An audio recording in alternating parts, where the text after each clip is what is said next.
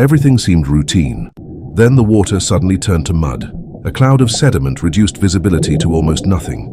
The divers followed the guideline by touch, moving slowly through the darkness. They were less than 65 feet from safety. Then they discovered the passage ahead was blocked. A collapse had buried the tunnel under sand and debris.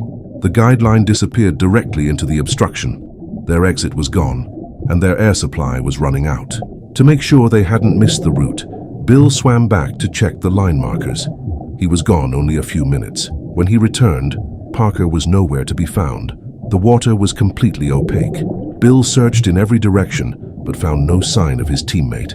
The only possibility he could imagine was that Parker had tried to dig through the collapse.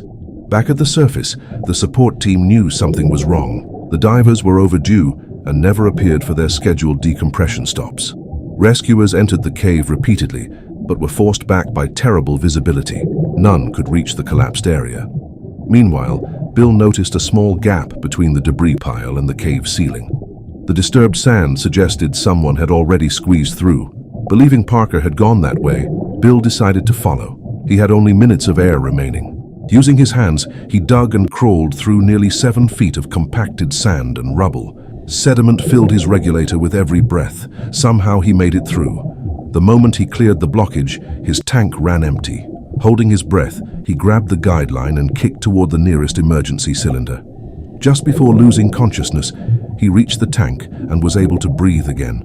Then he noticed something alarming. Parker's backup cylinder was still hanging untouched on the line.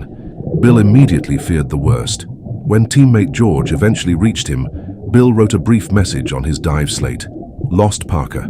Search efforts continued throughout the day without success. The next morning, after the sediment had settled, visibility improved dramatically. Only then was Parker's body discovered. He was floating several feet below the ceiling of the main chamber.